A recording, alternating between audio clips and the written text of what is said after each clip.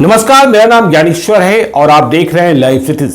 देखिए, बिहार में बात शुरू हो गई है जातियों की और अब तो बात सरकार ही कर रही है, इसलिए हम और आप तो करेंगे ही करेंगे। जातिगत जनगणना बिहार में होगी अगले 9 महीने में, फरवरी 2023 तक जातिगत जनगणना को पूरा करने का काम पूर्ण होगा। अब यह जातिगत जनगणना क्यों और इसके फायदे क्या, इसके नुकसान क्या, यह बहस करते रहिए, पर सरकार का फैसला है। और सिर्फ जातिगत जनगणना ही नहीं होगी, मतलब सिर्फ जाति ही नहीं जानी जाएगी, यह भी जाना जाएगा कि आप किस जाति में कौन सी उपजाति हैं, और फिर आपकी शैक्षिक, आर्थिक, राजनीतिक सब कुछ ब्यौरा प्राप्त किया जाएगा। तो देखिए, हम लगातार चर्चा कर रहे हैं, पहले भी हमने कई जातियों की चर्चा की कि उनकी मौजूदा राजनीतिक ताकत क्या है। हमने यादवों के बारे में बताया, हमने भूमियारों के बारे में बताया, राजपूतों के बारे में बताया, हमने बताया वैश्य और बनिया समाज के बारे में। तो आज हम चर्चा करेंगे कुर्मी कोयरी समाज की, जिसे आप लवकुश समाज कहते हैं। और आपको यह भी पता है कि पिछले कई वर्षों से बिहार को लीड कर रहे हैं नीतीश कुमार, जो इसी लवकुश समाज से आते हैं। लवकुश समीकरण को कहा जाता है, लव को माना गया कुर्मी जाति का प्रतीक और कुश को माना गया कुशवाहा जाति का प्रतीक। तो इनकी राजनीतिक ताकत क्या है? राजनीतिक ताकत इस समाज की अभी सबसे बड़ी है, क्योंकि बिहार की कमान इनके पास ही है, मुख्यमंत्री नीतीश कुमार के पास है। तो देखिए, यदि हम चर्चा करें सीटों की और बिहार विधानसभा के भीतर इनकी मौजूदगी की, तो हम ये देखते हैं कि 2015 के बिहार विधानसभा चुनाव की तुलना में 2020 में इन्हें कुछ नुकसान हुआ है, कुर्मी कोयरी जाति को। 2015 में कुर्मी जाति के 12 विधायक चुनाव जीतकर पहुंचे थे, लेकिन 2020 में सिर्फ 9 जीते। यदि हम कोयरी समाज की बात करें तो 2015 में 20 विधायक बने थे और 2020 में सिर्फ 16 बने। तो इसका मतलब यह है, यदि हम कुल संख्या की बात करें लवकुश की, कुर्मी कोयरी की, तो 2015 में बिहार विधानसभा के भीतर 32 विधायक थे और अब 2020 में 25 विधायक हैं। देखिए, आपको मालूम है कि 1990 में लालू प्रसाद मुख्यमंत्री बने थे, लेकिन 1994 आते आते नीतीश कुमार से अनबन हो गई थी। आगे आने वाले वर्षों में बिहार में जंगल राज का नारा गूंजने लगा था, और जब नीतीश कुमार ने लालू यादव की सत्ता को चुनौती देने का काम शुरू किया, तो उसका सबसे बड़ा माध्यम बना था 1994 में पटना के गांधी मैदान में संपन्न हुआ लवकुश महासम्मेलन। यह कुर्मी कोयरी महासम्मेलन था और इसमें नारे लग रहे थे, गर्व से कहो हम कुर्मी हैं। मुझे याद है, मैंने इसे कवर भी किया था कि जब रैली शुरू हुई थी 1994 में, सुबह के पहर में लोग जुटना शुरू हुए थे, तो पहले इस रैली में शामिल होने के लिए नीतीश कुमार तैयार नहीं थे। पटना के छज्जूबाग में विजय कृष्ण का बंगला था, वे लालू यादव से दुखी चल रहे थे, नीतीश कुमार वहीं मौजूद थे।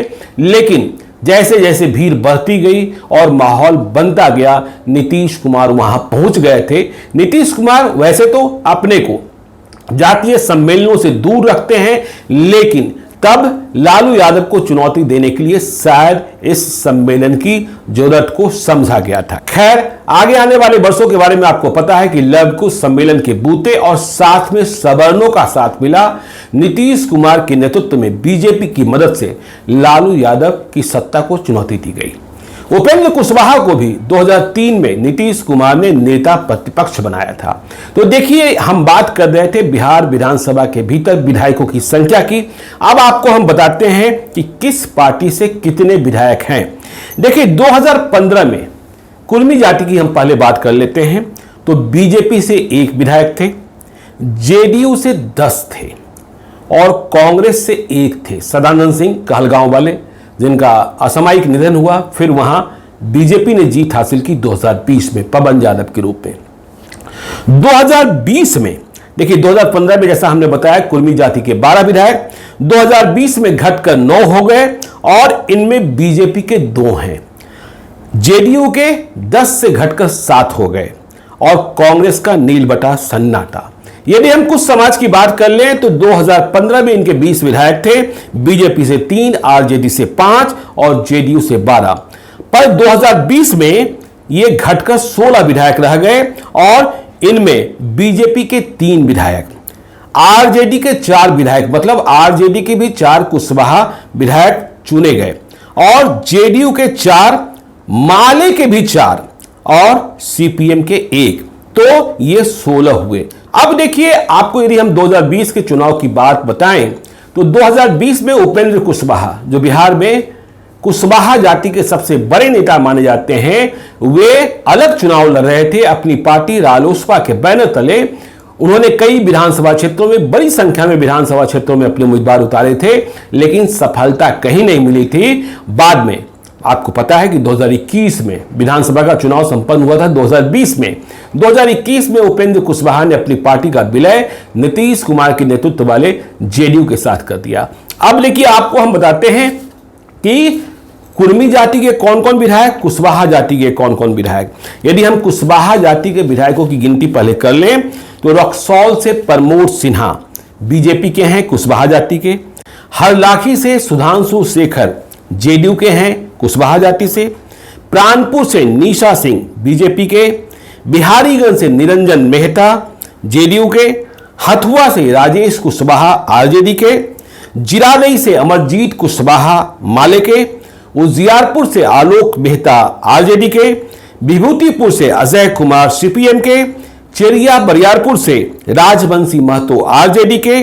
अमरपुर से जयंत राज बिहार सरकार में मंत्री भी हैं जेडीयू के। तारापुर से मेवालाल चौधरी जीते थे 2020 में, जिनका बाद में निधन हो गया था। वहां फिर से चुनाव हुआ, उपचुनाव हुआ, जेडीयू ने फिर से सीट रिटेन की। यहां फिर से कुशवाहा जाति के ही विधायक हैं। बिहार शरीफ से सुनील कुमार बीजेपी के। डुमरांव से अजीत सिंह माले के और देहरी से फतेह बहादुर आरजेडी के। काराकाट से अरुण सिंह माले के। अरबल से महानंद प्रसाद माले के। यदि हम कुर्मी जाति के विधायकों की बात करें जो अभी सदस्य हैं बिहार विधानसभा के, उनमें अमनौर से कृष्ण कुमार मंतू भाजपा के। हाजीपुर से अवधेश सिंह भाजपा के। वैशाली से सिद्धार्थ पटेल जेडीयू के। बारिशनगर से अशोक कुमार जेडीयू के। बेलदौर से पन्नालाल पटेल जेडीयू के। अस्थामा से जितेंद्र कुमार जेडीयू के। हिलसा से कृष्ण मुरारी शरण जेडीयू के। नालंदा से श्रवण कुमार जेडीयू के और हरनौत से हरिनारायण सिंह जेडीयू के। यदि हम बिहार कैबिनेट में इनकी संख्या गिने तो आपको पता ही है, नीतीश कुमार स्वयं मुख्यमंत्री हैं, लेकिन वे बिहार विधान परिषद के सदस्य हैं। और कुशवाहा जाति से 2 मंत्री हैं, जयंत राज जेडीयू के खाते से जीते हुए विधायक हैं। सम्राट चौधरी आपको मालूम है दिग्गज नेता शकुनी चौधरी के पुत्र हैं। शकुनी चौधरी बीजेपी के खाते से बिहार सरकार में मंत्री हैं, लेकिन ये भी बिहार विधान परिषद के सदस्य हैं।